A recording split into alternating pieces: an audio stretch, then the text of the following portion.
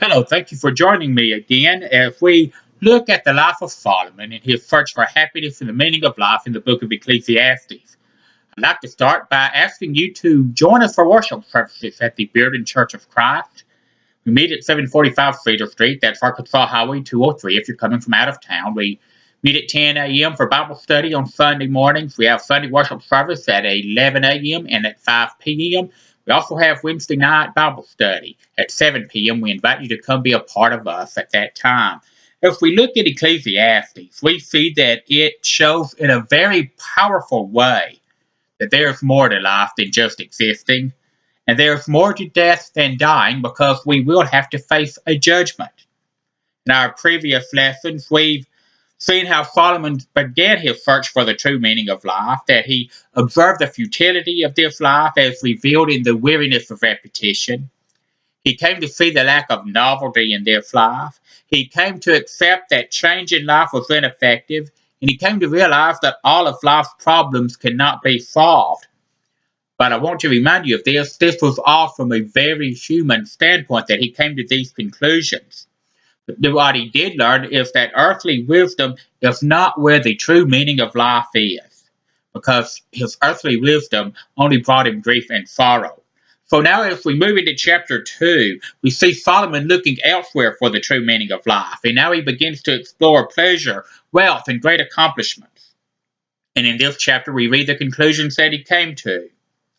So today we ask, is the true meaning to life found in pleasure? Listen to Solomon as he summarizes what he found. This is in Ecclesiastes 2, verses 1 and 2, and I'm reading from the New King James Version of the Bible.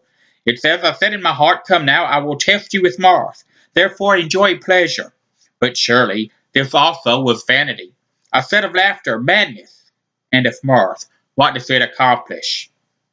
Solomon was dissatisfied with the result of his search for wisdom, and so now he's turned to folly to see if he can find happiness there. He was in search of the good life, and his conclusion was that it was vain, it was empty, that it was a madness. And he tells us what he did in the following verses. He gave himself to food and folly. He tells us so in verse 3 of Ecclesiastes chapter 2. And the fact of the matter is that laughter may relax us, it may ease the mind, but it cannot become the totality of life for us. Because when it becomes the totality of our life, it does become madness and folly and vanity. That mirth, merrymaking, and reveling and such like must not be the benchmark of our lives. He also gave himself to aesthetic improvements. He made his works great, as we read in Ecclesiastes 2, verses 4 through 6. He built houses, he planted vineyards, he made gardens and orchards, he planted all kinds of fruit trees. And he made himself water pools to water the trees that were in his groves.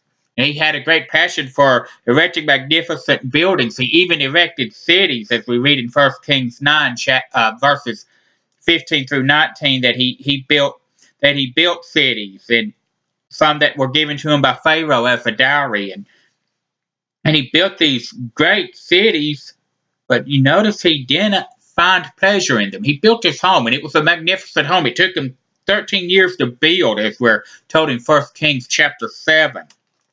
He had a great love of nature, as he planted many parks, garden-type parks, and he took great care to provide his capital with water, and he had a big operation to make sure that was done, and he gave himself to cultural improvements, as we read in Ecclesiastes 2, verses 7 and 8. He had great possessions of herds and flocks. He had silver and gold and great treasure. He had male and female singers. And to give you an idea of the number of cattle that Solomon had, so you know just how great his possessions were, let me read from 1 Kings 8, verse 63. And Solomon offered a sacrifice of peace offerings, which he offered to the Lord, 22,000 bulls and 120,000 sheep. So the king and all the children of Israel dedicated the house of the Lord.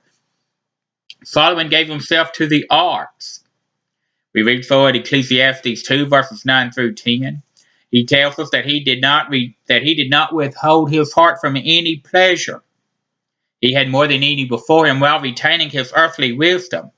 He had everything that he desired and could find pleasure in, but his conclusion, as we read in Ecclesiastes 2, verse 11, Then I looked at all the works that my hands had done, and on the labor in which I had toiled, and indeed all was vanity and grasping for the wind. There was no profit under the sun. We read that expression, there's no profit under the sun, 29 times in the book of Ecclesiastes. We see that Solomon finds that this earth really doesn't have much to offer us. Let's keep that in mind and live for the Lord as Solomon should have done. And as Solomon concludes at the end of Ecclesiastes, that to fear God and keep his commandments, this is man's all. Let us strive to do that. I invite you to worship with us at the Church of Christ in Bearden. Thank you for listening. Goodbye and God bless.